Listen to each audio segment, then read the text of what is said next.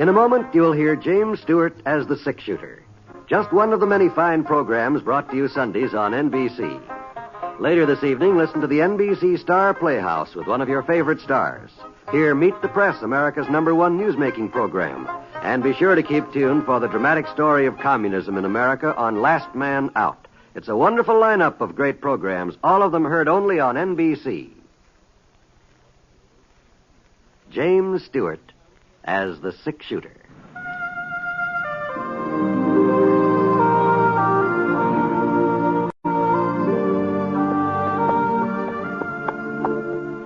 The man in the saddle is angular and long-legged. His skin is sun-dyed brown. The gun in his holster is gray steel and rainbow mother of pearl, its handle unmarked. People call them both the six-shooter.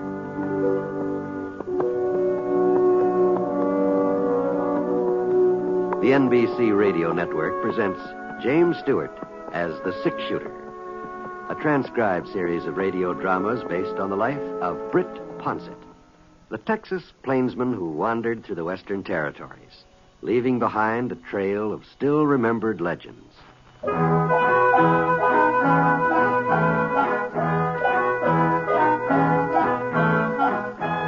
The post office at Yellowcrest was in Jim Pincher's general store. Oh, it was just a piece of planking and some wooden cubby holes over the one side between the soda cracker barrel and the jugs of apple cider. And when the store was crowded, you couldn't expect to get much mail service, but you couldn't blame Jim for that.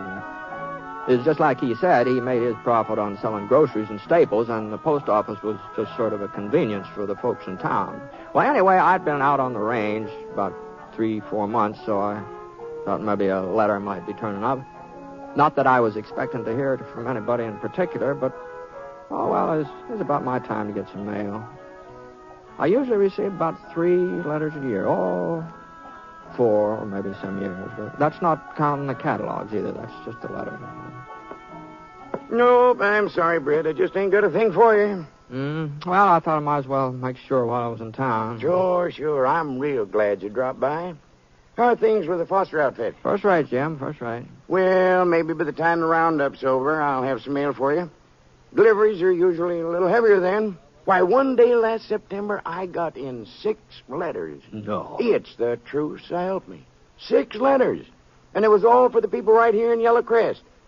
Oh, treat yourself to some of them Concord grapes there, Britt.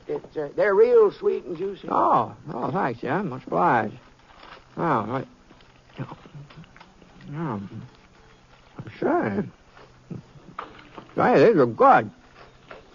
They're the best I've seen in a long time. Oh, well, ladies are fixing preserves. That's why my wife's always... Well, she's already on about it. Oh.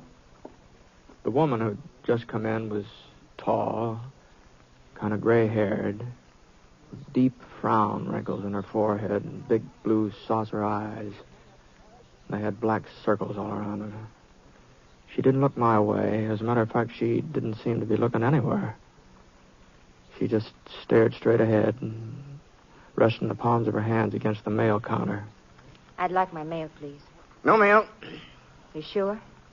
No mail, I said. Well, there must be something by now. Maybe you didn't look and... Say, Britt, did I show you the new supply of holsters I got in? Come on over here where you can get a good look at them. Not that they're fancy enough for that revolver of yours, but they're sure pretty. Good quality, too. Hey, just what's going on here, Jim? Well, that lady was in here. You treated her like she had the plague or something. You mean you didn't recognize her, Britt? No, I can't say they're dead. Helen Bricker. Stradbricker's girl. Helen Bricker? Why, that's not... Guess we ought to be calling her Mrs. Billy Stark, right? Yeah. Well, excuse me, Jim. I want to see if I can catch up with her. Thanks for the grape. Now, wait a minute, Britt. The folks in Yellowcrest don't like the ID. Hey, Helen! Hey, Helen! Helen, hold up a second here. Hey, what's the matter with you, Helen? You getting stuck up or something? Stuck up? Well, you remember me, don't you? Sure. I remember you, Britt. Well, but back there in the store, you didn't so much as give me a nod. I didn't hear you falling all over yourself with good mornings either. Uh-huh. Well, to tell you the truth, Helen, I just didn't recognize you. Not right off the bat. Not that you've changed very much or anything, but, well, it's been quite a spell. Your mouth is the wrong shape for lion, Britt. You couldn't fool a horsefly. Well, I don't know what you mean, Helen. So I haven't changed, have I? Gray hairs, wrinkles so deep you can feel the bones behind them. Yeah, well, maybe your hair's sort of lightened up here and there, but that doesn't Britt, mean that... I'm an old woman. I was 27 last April, but I'm an old woman. Oh, now, Helen. Well, here's my buckboard. Goodbye, Britt. Thanks for speaking to me. Thanks for speaking to... What the Sam Hill do you mean, Helen? Hadn't you heard? The good citizens of Yellowcrest don't waste their words on Billy Stark's wife. They're not going to like the idea of you walking down the street with me, neither. Oh, now you're doing a little exaggerating, Helen. Am I? Well, now, where are you living now? Cabin out the end of town by South Creek. The one my father built when I was a girl, remember? Oh, sure. By the way, how is Strad? I don't know.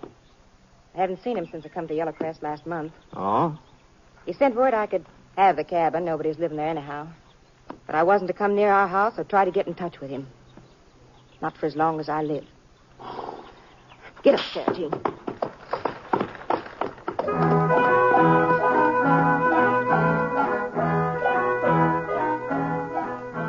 Well, seeing it's almost noon, I thought I might as well wander over to the hotel and have some dinner.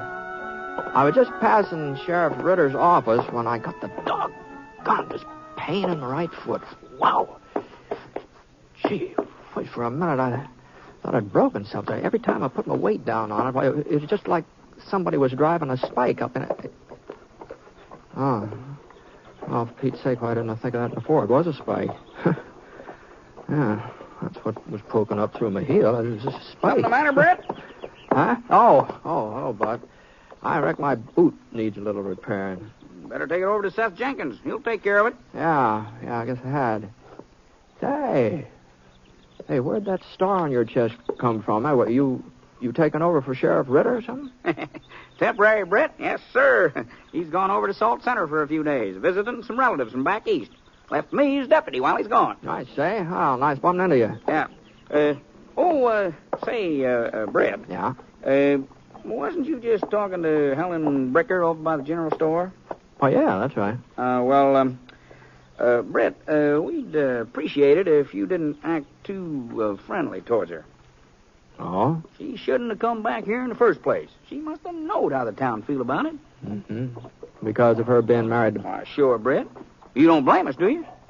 Well... I know she was young when she run off with him, and he hadn't turned into an out-and-out killer yet, but she didn't have to stick with him, did she?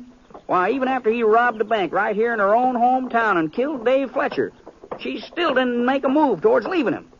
Leastways, they was together when the marshal captured him a couple of months later. Well, I did hear about Star being arrested, but I didn't get too many of the details. Well, it was over at Junction City. They'd been living there on and off, using another name, of course, and pretending to be real respectable. That's all. Yeah, but somebody tipped off Marshal Shaw, one of Billy's own boys, probably.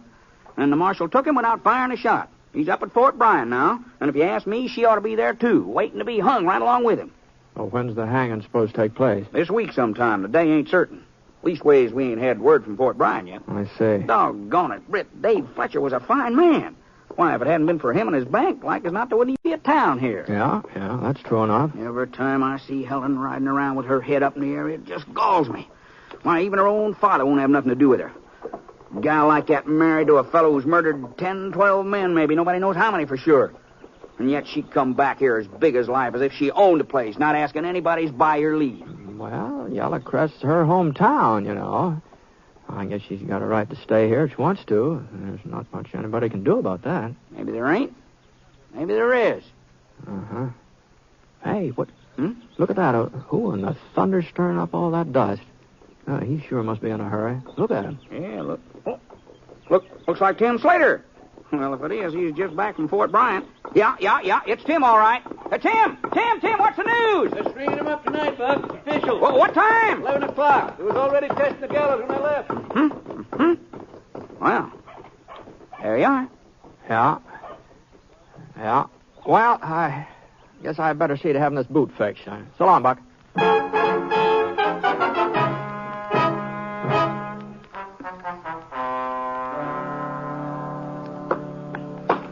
who put this heel on just did not know his trade.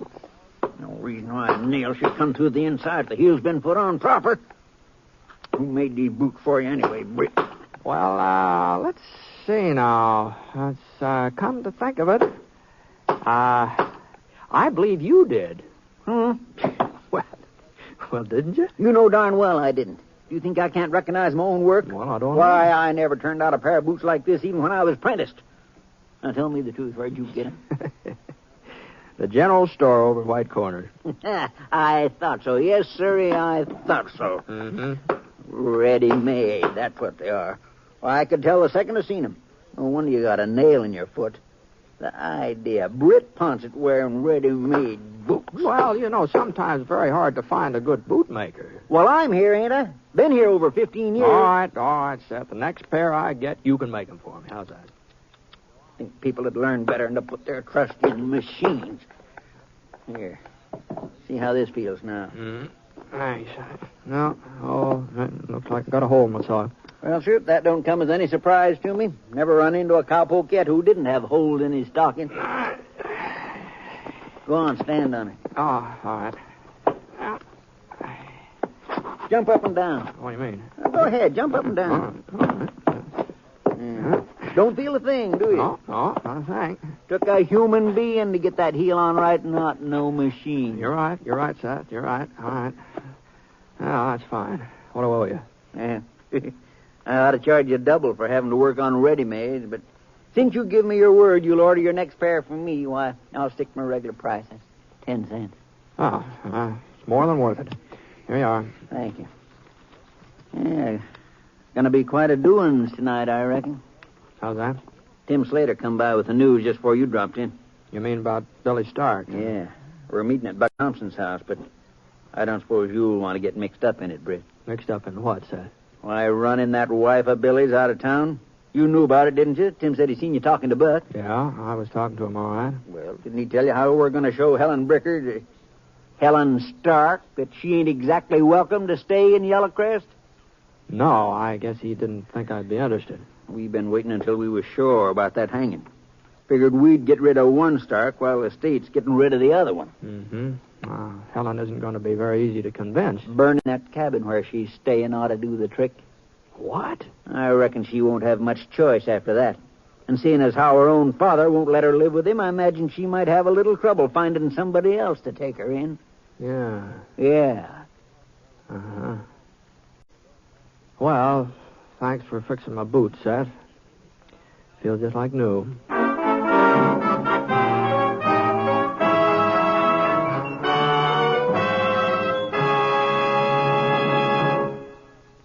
We'll return to James Stewart as the six-shooter in just a moment. There's an old expression that goes, don't put off until tomorrow what you can do today. And that's a very good expression to keep in mind now that income tax time is coming along. This year, there are going to be approximately 58 million Americans who will be required to file federal income tax returns with the Bureau of Internal Revenue. First of all, there may be some doubt in your mind as to whether you file an income tax return or not. Well, here are the people who should file with the income tax bureaus. Everyone, regardless of age, who had an income of $600 or more during the past year is required by law to file an income tax return before March the 15th. Here are a couple of points that may help you. Be sure your return is complete and accurate, and be sure you sign it. If it's a joint return, be sure the taxpayer and his wife both sign their names. And most important of all, be sure to file your income tax return early. If you're entitled to a refund, you'll receive it a lot sooner if you file early. Remember, don't put off until tomorrow what you can do today, especially you taxpayers.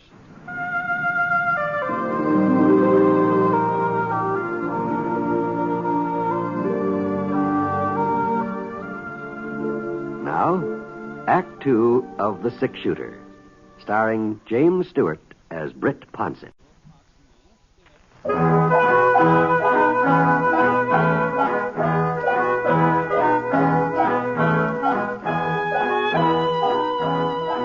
It was about 4 o'clock in the afternoon when I got out to Strad Bricker's house.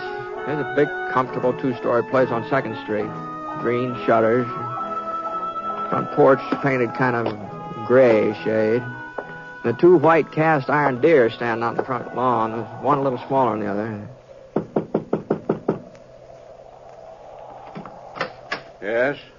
Oh, hello, Britt. Oh, Strad?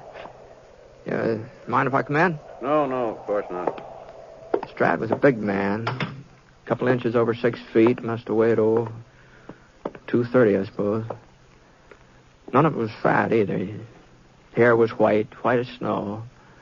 And a thick brush mustache fell down over his upper lip. He didn't look old, though, not for his years. Not unless you happened to get a glimpse of his eyes.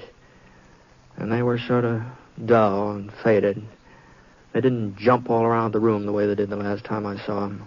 I heard you were in Yellowcrest, Britt. Jim Pincher was telling me down at the store. Yeah, I stopped by to see if there's any mail. Sit down. Thanks.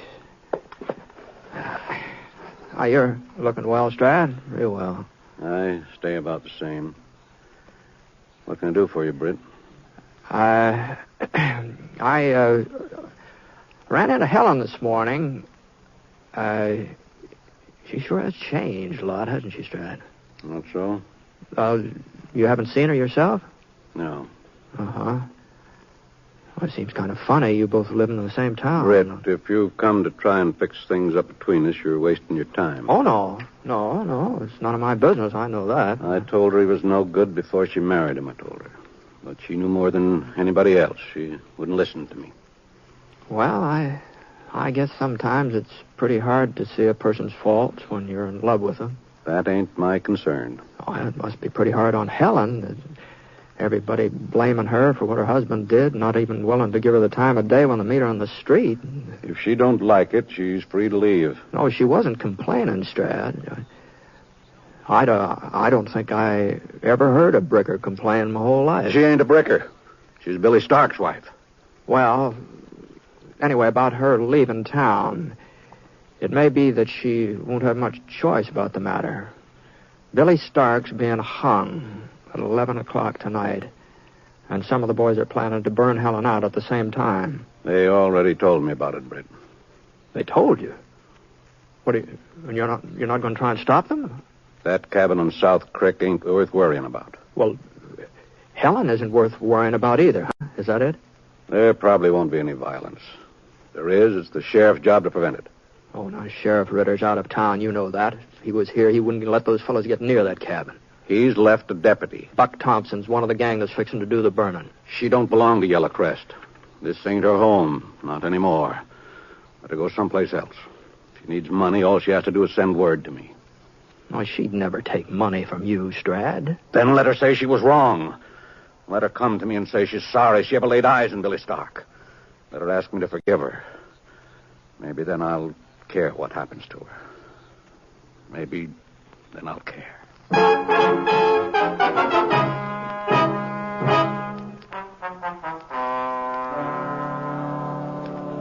You're wasting your time, Britt. No matter what anybody says, no matter what they try to do, I'm not leaving Yellowcrest. Well, with Sheriff Ritter away, there's no lawman here to protect you, Helen. I can protect myself. It's after 10, Britt. You better get out before they come. Well, all right. Britt, Huh? don't worry about me. I'll be all right. I got a Winchester rifle, and I know how to use it. Now, look, Helen. I'll kill the first person who comes near this cabin. I mean it, Britt. Oh, you couldn't kill anybody. Couldn't I? I'm Billy Stark's wife, remember? I remember. Sure, I remember. And there's a chance Yellowcrest might forget it someday, but if there's any gunplay here tonight, they never will. I don't expect him to forget. I married Billy. Nobody forced me to. And I don't expect no favors now. Mm-hmm. Well, all right, good night. Yeah, it looks like they're bringing torches. I told you to leave before they got here. Now, you just let that rifle stay where it is, Helen. You can get out the back way, and I'll stall them off. I never thought I'd hear Britt Ponset advise nobody to run from a fight. You never saw me walk right into one, did you? Mr. Stark, we'll give you just 2 minutes to get out of that cabin. I'm giving you less than that to get off my property. This here property belongs to Scrap Brigger. Ain't yours. You're no Brigger anymore. I'll show you who I am. Let go, Britt. Fred. Now, you're so set and staying inside here. Now, you stay. You got one more minute. I don't want you taking my part, Fred. That's those crazy fools out there I'm worried about, not you. Now, this here's your last chance. Okay, boys, bring up them torches. That cabin ought to be drying up to make a real warm fire. You're right about that, Buck. What are you doing out here, Brett? Now, you better be careful about how you hold that torch, Jim. What's the matter? You afraid he'll set something on fire? Come on, Brett. Now, you just get out of the way. This ain't none of your concern. I got a horse stabled in this town, and he concerns me. A horse? What are you talking about? You got a loco, Britt? You start a fire here tonight, and like as not, you'll burn down the whole town. He's loco, all right. The wind's from the wrong direction. Now, wait a minute now. Maybe Ponce's right. Oh, shut up, Jim. Now, listen, this wind can change any time. Sometimes it changes real fast with a quick blow-up like this. Yeah, and it might start raining, too. Then the fire'd go out. Yeah. Come on, boys. Come on, don't let him bother. Now, hold on. I said I was concerned about my horse, Buck. I wouldn't want anything to happen to my horse because of you. You threatening me? Now, hold on a minute, Buck. We don't want no serious trouble out here. And now just take it easy, both of you. Look here, I'm the deputy sheriff, Britt. You pull a gun on me, and I'll throw you in jail. It's not against the law to carry a rifle, is it? I'd feel better if you put it down. Drop it. Look, we're not here, boys. Britt? I mean business. Hey, wait. Not here, fellas. Wait now. You feel that wind now? Yeah, it's changing. It's swinging around. It'll be coming from the south. It will not. You're imagining things. Imagination, nothing. Get them torches buried, boys, while they're still... Now, wait a minute. You listen to me. No, my house is just down the hill from here. I'm not going to have it burned out. Well, Buck, you still want me to drop the rifle? You just remember one thing, Britt. There'll be other nights when there ain't no wind. I reckon there will, Buck. I reckon there will.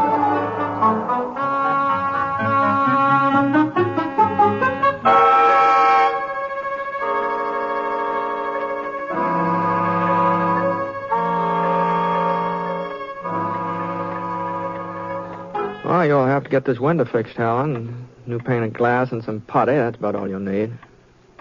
It don't matter, Brett. Fixing it's probably a waste of time anyhow. Oh? I heard what Buck said. Like there'd be in other nights. He was right. Oh, I don't know. You can get folks all worked up about something once, maybe, but they usually come around to their senses before they go off half-cocked again. Besides, when Sheriff Ritter gets back to town, he'll keep things under control. The hands of the clock had touched 11. 11 o'clock meant that Billy Stark... Well, that's the time they'd set. I didn't know what Helen would do, how she'd take it. But I sure didn't expect her to get a kind of a relaxed expression on her face. Why, she looked almost like she was relieved to know that it was over.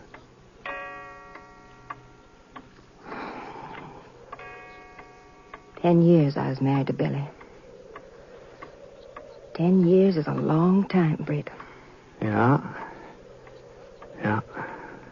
Well, why'd you stick it out, Helen? You couldn't have gone on loving him after you found out what he was, after he turned outlaw. Love him? Every minute of the day, every day of the year, I hated Billy Stark. Well, if you felt that way... I made a bargain. Of my own free will. Oh, he was wild when I married him, but I thought he'd settle down. Lots of young fellas is wild, Britt. Yeah? Dad told me I'd regret it. Said I'd be sorry all the rest of my life. Said it so often. Well, maybe that's one of the reasons I just went ahead. Just to spite him. And afterwards, when Billy became a killer, I just couldn't come crawling back and admit that Dad had been right. I don't know why. I just couldn't. Uh-huh. Besides, I knew that someday they'd get Billy. Another outlaw'd come along. Or Marshall. Or he'd pick the wrong gunfight. It was bound to happen. Someday they'd get him even if I had...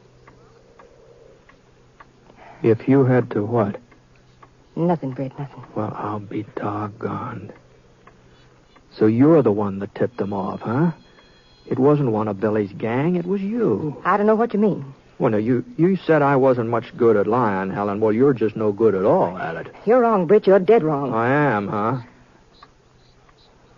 All right. I'll admit it to you.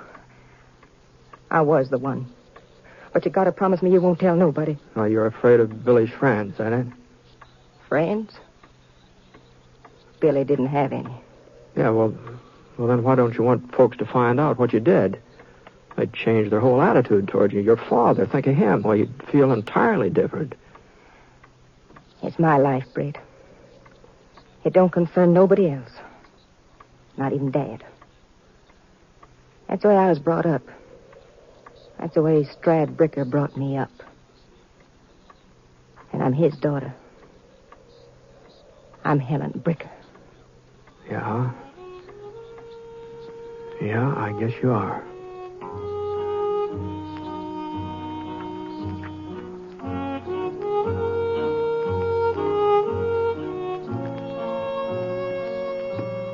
Well, I haven't been back to Yellowcrest, not for, 5-6 months. So I don't know whether Helen is still living out in that cabin, still holding to herself, or whether the folks have kind of softened to her by now. Of course, it's possible that somebody told them about her and Billy, about what she did to have him captured and so on, but I haven't mentioned it, but, it's pretty hard to keep a secret like that. Anyway, like I said, I don't know what's happened to Helen Bricker. Not for sure.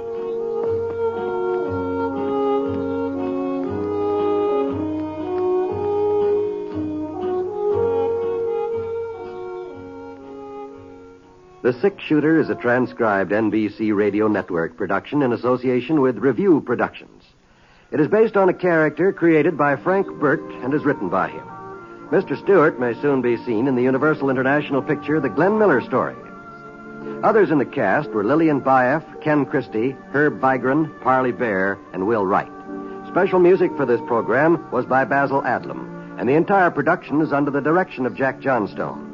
All characters and incidents were fictitious, and any resemblance to actual characters or incidents is purely coincidental. John Wall speaking.